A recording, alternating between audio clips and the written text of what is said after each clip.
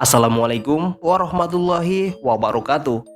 Berjumpa lagi bersama saya Wahyu MDK. Dan apa kabar buat teman-teman? Semoga teman-teman dalam keadaan baik dan juga sehat, dimudahkan segala urusannya dan juga dilancarkan rezekinya. Pada kesempatan kali ini, saya akan bacakan kisah dari Mbak Sani MDK, yaitu Pesan untuk Ibu.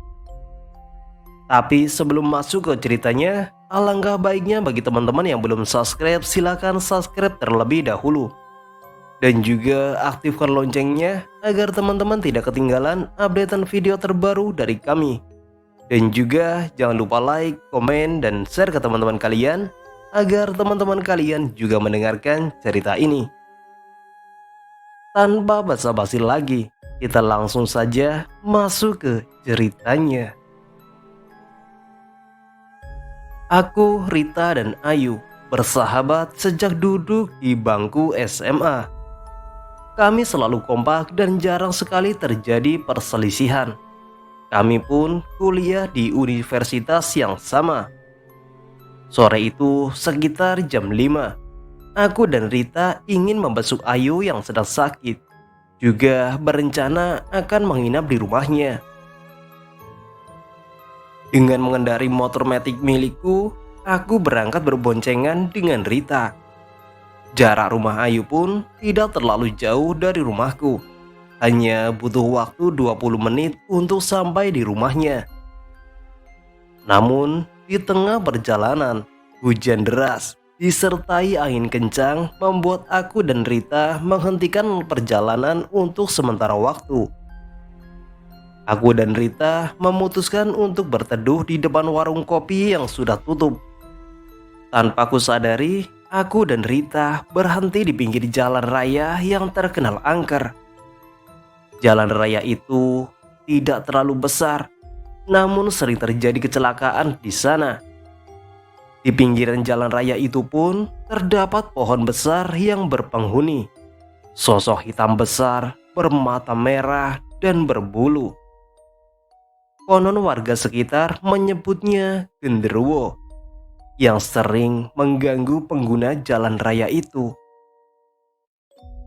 Rit, kita berteduh di sini dulu ya, sampai hujan agak reda. Aku takut nih kalau lanjut, ucapku membuka obrolan. Iya, tapi nanti kita cari masjid ya kalau udah waktunya maghrib, jawab Rita. Iya, jawabku, sembari melihat jalan raya yang tidak terlalu ramai pengendara. Tiba-tiba, mataku tertuju pada sosok pemuda yang tengah berdiri di seberang jalan. Tampak dari jauh, pemuda itu berdiri di bawah pohon besar yang berpenghuni itu. Wajahnya sedikit tertunduk dan pakaiannya pun terlihat lusuh. Aku yang sedikit peka menyadari bahwa pemuda itu bukanlah manusia. Rit, coba lihat deh, tuh di seberang jalan ada cowok ganteng, bisikku menggoda Rita. Mana-mana, jawab Rita sembari melihat sekeliling. Tuh, yang berdiri di bawah pohon besar di seberang jalan raya, jawabku lagi. Iya ganteng, idaman mertua ini mah, kata Rita sambil terkekeh. Ternyata Rita pun melihat sosok pemuda tersebut. Namun, Rita tidak melihat jelas wajah pemuda tersebut. Lalu ku bisikan kata-kata di telinga Rita. Kalau ganteng tapi wajahnya kelihatan pucat gitu, kamu mau? Spontan, Rita terkejut. Astagfirullah, jangan ngomong yang aneh-aneh dong. Udah mau maghrib nih, jawab Rita dengan ketus. Seketika, aku merasakan semilir angin dan hawa dingin yang menusuk kulitku. Saat ku tengok kembali, pemuda itu sudah tak terlihat lagi. Yuk cari masjid, udah agak reda nih hujannya, ucap Rita mengagetkanku. Tanpa pikir panjang, aku pun memacu motorku mencari masjid terdekat. Setelah menunaikan kewajiban kami, aku dan Rita pun kembali melanjutkan perjalanan. 10 menit berlalu, aku dan Rita sampai di rumah Ayu. Kami pun dipersilakan Ibu Ayu untuk masuk ke kamar Ayu. Assalamualaikum, sapaku kepada Ayu yang sedang sibuk dengan ponselnya. Waalaikumsalam, jawab Ayu dengan senyum manisnya. Kalian tahu aja kalau aku kangen sama kalian, impal Ayu lagi. Kita kan sehati, makanya aku dan Rita datang ke sini, jawabku sambil terkekeh. Gimana Yu, masih sakit? Tanya Rita sembari duduk di samping Ayu. Alhamdulillah, udah mendingan, jawab Ayu singkat. Kemudian, aku, Rita, dan Ayu pun saling bercerita dan menyusun rencana untuk liburan akhir semester kami. Tak terasa, waktu sudah menunjukkan pukul 10 malam. Kami pun mengakhiri obrolan. Ayu dan Rita bersiap-siap untuk tidur. Aku yang kala itu masih terjaga seketika mencium aroma wangi yang sangat tajam dari arah jendela rumah Ayu. Kurasakan hawa dingin pun menusuk kulitku. Aku melangkahkan kakiku menuju jendela rumah Ayu, mencari sumber aroma tersebut. Namun, sebelum langkahku sampai di jendela itu, terlihat sosok bayangan hitam melintas di samping jendela rumah. Seketika, bulu kuduku berdiri dan jantungku berdegup sangat kencang. Ku beranikan diri melangkah lagi menuju jendela itu. Ku buka jendela kamar itu dengan pelan agar tidak mengganggu tidur Rita dan juga Ayu. Jendela kamar itu mulai terbuka. Seketika aku pun terperanjat melihat sosok pemuda yang aku lihat sore itu. Aroma wangi telah berganti dengan aroma darah yang sangat menyengat. Pemuda itu berlumuran darah, wajahnya sedikit hancur. Bola matanya pun terlihat menonjol ke depan. Pemuda itu lalu melangkah mendekatiku. Jantungku yang semakin berdegup kencang serta badan yang terasa kaku membuatku hanya terdiam dan membaca doa-doa sebisaku. Tiba-tiba pemuda itu semakin mendekat dan menepuk pundakku. Seketika badanku lemas tak bertenaga dan aku pun tak sadarkan diri. Di alam bawah sadarku, aku melihat kejadian yang dialami oleh sosok pemuda itu. Pemuda itu pun memintaku berkunjung ke rumahnya untuk menyampaikan pesan untuk ibunya. 30 menit berlalu, aku pun tersadar. Lalu, aku bergegas menuju ranjang Ayu. Ku baringkan badanku di samping Ayu. Namun, belum sempat ku pejamkan mataku, sosok pemuda itu pun menghampiriku lagi.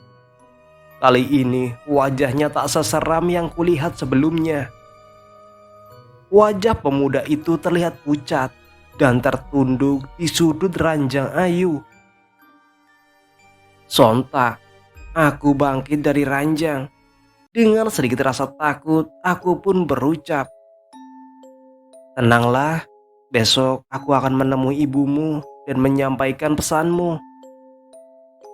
Tak lama, sosok pemuda itu pun menghilang dari pandanganku. Aku yang saat itu sedikit lega melihat pemuda itu pergi, membaringkan tubuhku kembali di atas ranjang, dan aku pun tertidur. Keesokan harinya, aku, Rita, dan Ayu bangun lebih awal untuk menunaikan sholat subuh. Setelah menyelesaikan kewajiban kami, aku pun menceritakan kejadian malam itu kepada Rita dan Ayu. Ayu menjelaskan bahwa 2 hari yang lalu seorang pemuda yang bernama Haris mengalami kecelakaan. Rumahnya pun tak jauh dari rumah Ayu, hanya berjarak 100 meter dari rumah Ayu. Ciri-ciri Haris sama persis dengan sosok pemuda yang mendatangiku. Dan tepat jam 10 pagi, Ayu yang kala itu terlihat semakin sehat bersedia mengantarku bertemu dengan keluarga Haris untuk menyampaikan pesan yang diberikan Haris untuk ibunya. Seorang pria parubaya pun mempersilahkan aku, Rita, dan Ayu untuk masuk ke dalam rumah tersebut. Pria parubaya tersebut adalah kakaknya Haris. "Permisi mas, bisa saya ketemu ibunya?" ucapku dengan pelan. "Oh silakan mbak, ibu sedang di kamar Haris." Kakaknya Haris pun mengantarku menemui ibunya. Sesampai di kamar Haris, aku melihat ibunya yang cukup tua duduk di ranjang Haris dan berlinang air mata. Lalu aku mendatangi ibu Haris dan duduk di sampingnya. Aku menceritakan pesan yang disampaikan Haris untuk ibunya. "Bu, mohon maaf sebelumnya. Saya temannya Ayu. Kebetulan saya sedang menginap di rumah Ayu. Semalam saya didatangi arwah almarhum Haris. Haris menitipkan pesan kepada saya, Bu, untuk meminta maaf kepada ibu. Haris belum bisa membahagiakan ibu, dan Haris tidak bisa memenuhi keinginan ibu untuk melihat Haris menikah. Tolong ikhlaskan Haris ya Bu, agar Haris tenang di alam sana." Seketika, air mata ibu Haris semakin deras. Ibu Haris pun memeluk tubuhku seraya berkata, "Terima kasih ya nak. Insya Allah ibu ikhlas jika ini takdir untuk Haris." Aku dan ibu Haris pun saling berpelukan. Sementara kakak Haris menceritakan kepada Rita dan Ayu bahwa Haris sedang mempersiapkan segala sesuatu untuk pesta pernikahannya yang akan dilaksanakan 1 minggu kemudian. Namun, naasnya Haris mengalami kecelakaan saat mengirim undangan untuk sahabatnya. Sebuah truk dengan kecepatan tinggi telah menabraknya dan melindas tubuhnya. Sopir tersebut melarikan diri dan tidak bertanggung jawab. Kejadian tragis ini membuat seluruh keluarga dan calon istri Haris merasa sangat terpukul. Butuh waktu yang lama untuk mengembalikan mental keluarga tersebut dari keterpurukan. Sampai akhirnya, semua keluarga maupun calon istri Haris benar-benar ikhlas melepaskan kepergian Haris. Tamat. Oke teman-teman, itu adalah salah satu kisah pilu dari Mbak Sani MDK. Dan apabila teman-teman penasaran dengan kisah Mbak Sani lainnya, kalian pantangi terus channel ini. Dan mohon maaf bila ada kata-kata yang kurang berkenan dan cara bacanya juga belepotan. Saya pamit undur diri, sampai jumpa di video berikutnya. Assalamualaikum warahmatullahi wabarakatuh.